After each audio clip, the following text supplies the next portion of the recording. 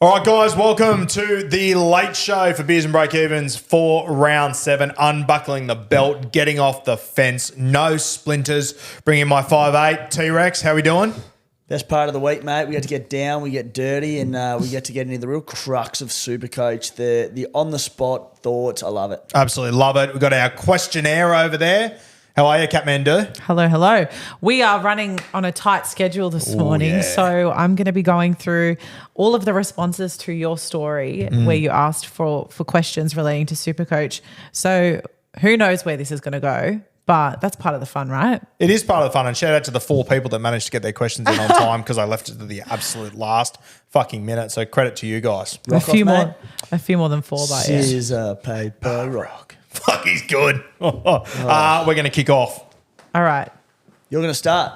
I'm going to kick off. You're receiving, boy. You're starting. Yeah, you're a coward. Righto. All right.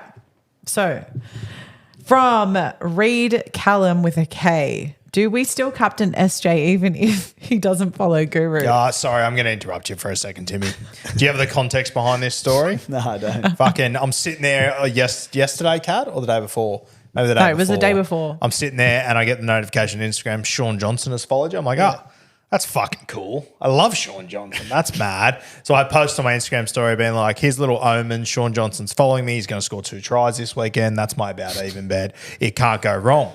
20 minutes later, I check my DMs and I'm inundated from Warriors fans who have gone to Shaun Johnson's following list and I'm not on there. They're like, you made it up. You're not following you. I'm like, why the fuck would I make that up, you idiots? So anyway, then turns out Kat reckons he accidentally followed me, or maybe he just followed me, saw my fucking melon and went, I've had enough of this, I'm getting out. One of the two.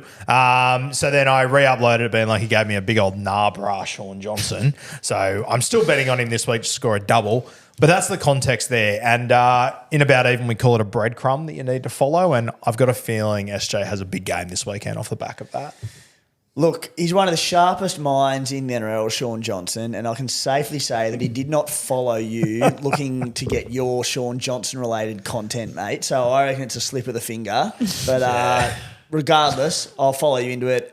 Shaun Johnson as a captain, rate it. If I don't mind it. Yeah, it would. I feel like the universe is going to give Shaun Johnson a good game this weekend to make me look even stupider. So unreal. Oh, one of the best stories there is. Okay, Aiden _MOHR, can't pronounce it. Dane Gagai, question mark.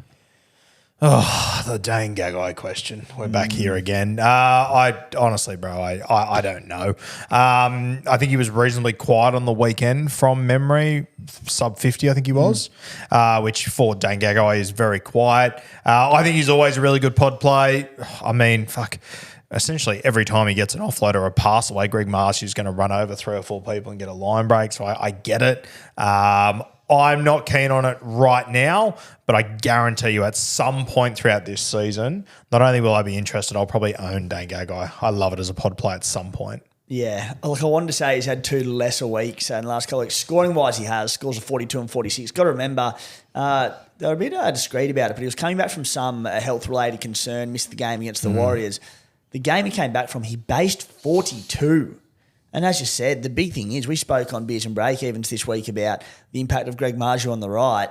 It's bad for Marju. It's damn good for Dane Gagai. So, look, not for me, but you're right, Roo. We're going to be talking about him at some point. Should be noted that game he based 42. He had literally no attacking stats. It was in the pissing rain as well. So, yeah, at some point he'll be a big talking point. Great pod play. 100%. All right. Next question. This one, I like this one. Changing Tides _ Can you guys mention team value when talking about score/rank? Love your work. Do you guys have your team value on you for SuperCoach? I can get it up. I was having a bit of a look at it during the week. I know you're trying to want to get above that sort of 13 mil mark as quick as you can. I'm sitting at now. Why did I get the first question on this? Just a bit of a slow time loading here, but trying to get above 13 million as quick as you can. I'm currently sitting at $13,093,000. What are you, Roo?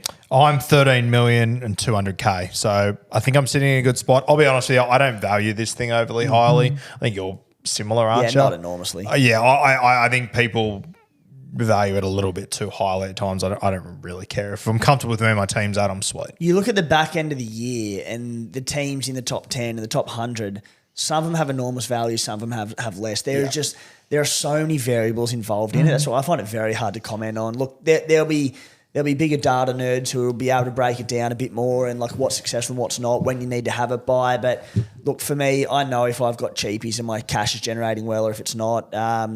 Reach out if you've got some better data on that, but not a massive factor for me. Literally, the only time I ever look at it is when I get a question like this. I just don't care. Yeah, me neither. I don't care. Says me $600,000 behind you guys.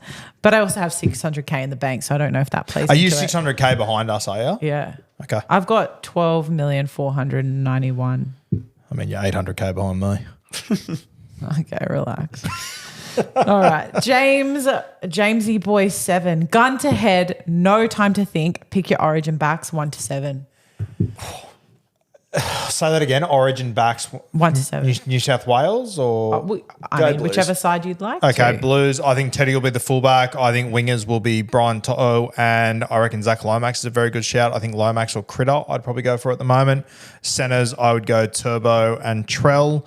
If everyone is fit and available, my halves would probably be Moses Cleary. Moses Cleary, halves. Tommy Turbo, fullback. To'o on one wing, Latrell and Critter in the centres. My other winger. Who's my other winger, Roo? Fox, Lomax.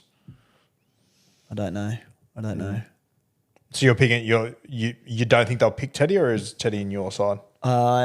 Teddy's not in my side, and I don't think they'll pick Teddy. I think Tommy's Oh, Turbo that's fullback. juicy. That is juicy. Yeah. Very juicy. And a Blues side with no Teddy. Freddie would never. Who's your captain? Yeah, and how'd Freddie go last few Yeah, years? exactly. Who's going to be your captain then?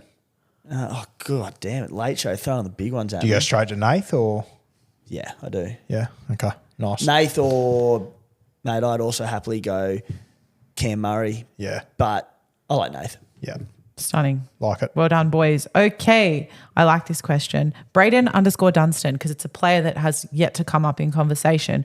Corey Waddell as a pod 2RF, 450K and average 70 when playing 80 minutes. We got a giggle from old Timmy here. Far out. No, I hadn't considered him, but Schuster now, he's not going to be playing anytime soon. Benny Trbojevic out for 3 weeks. If he becomes an 80-minute back rower, the world's slowest internet is not doing me any favours under pressure. I don't know what his price is because I have not looked at him. 450K. 450K. No. Yeah, Wow, heaps, that was just a roller coaster there, Timmy. Well, I was trying to find out, like, if he's 230K, then all right, maybe we're talking, but not for 450. Yeah, look, he's scored a few tries over the last few weeks that have helped him quite a bit. And you say, you know, how much do you say he's averaging in 80-minute games? 70. 70, sweet. Keep in mind, last week was a 90-minute game and he scored 67. So you're throwing that out a little bit. Had a line break in it, not a try, I don't think, or did he score? Well, he as had well? 22 in evading stats. The week before he had a try and he scored 71. So, yes, he is averaging 70. Well, he's averaging about 68 across 80-minute games, but one of them was literally a 90-minute game and he scored a try in the other. Not for me. Also, you know who two players in the same position at the same price are? Blore and Crichton. Oh, yep. Well, So, there's hard your- pass. There's a reason why he hasn't been brought up. Yeah. The With all burn. due respect to Corey Waddell. Respect to Corey. Okay, this is the last question. I told you we're on a bit of a time crunch this morning, Yes. and I think we're ending on a really, really good note. _Mitch Moore wants to know, what is the best footy food to have while watching footy at home? Shout out to Mitchie Moore. He was our Kathmandu last year. Yeah. Yeah, Mitchie Moore, big Was Titans he? fan. Big Titans fan. A big Jermaine Jolliffe guy too that won't shock anyone. Shout out to you, Mitchie. What was it? Food at the stadium? Is that what it was? At home. What's the best footy food to have while watching footy at home? I'll tell you what, I'm in a really bad addiction with El Jana at the Yeah, moment. you are. Which is causing me a lot of Kev Naguamas. I'm all over the place. I Sponsor us. still like a pizza with Origin. Give me a crust, peri-peri, bit of bourbon. Thanks for coming. Such an Eastern Suburbs wanker, mate. Oh, fuck, here we go. El Jana. What are you having? El Jana. El Eastern Jana, Suburbs. Bloke's got no hate idea to what he's say talking it. about. El Jana See? is definitely not an Eastern Suburbs thing. It's a Granville, Western Sydney, Lebanese fast food. That's what we're Fine talking. city wanker. Mate, yeah, the bright lights just eat you up and spit you out. They kid. do. I know they do. Pizza. You should sit in a car with him when he's You're driving sitting around. at home, having a froth, having a bloke tinny, and you have pizza with it. Like, it's a no-brainer. Do you have an answer, Timmy? What's Pizza. yours? Oh, pizza. But Pizza. what kind of pizza? Meat lovers. Like a up. Pizza Where do you Hut get it from? situation, Domino's, Where am I getting it from? local mama papa pizzeria. Like, what's the go? Yeah, there's a local in Cronulla. What's it called? We call it Big Owls, but it's not called Big Owls. Why do you call it Big Owls? Oh, it's a story for off air. Go away. Interesting. Doesn't even make the cut for the late show. Must be one hell of a story. It's a bit rough. Shout out to Mitchy Moore. Bang up job last year. Loves his Titans more than anyone I know. So good man, great producer. Unreal. All right, guys, that's it. We're done. That's it. You're done. All right. Shout out to Big Owls. Make sure you go and grab yourself a little slice of pizza and ask at the desk what's doing. Let's leave it there, I think. Yeah. We'll see you next week. Cheers, guys.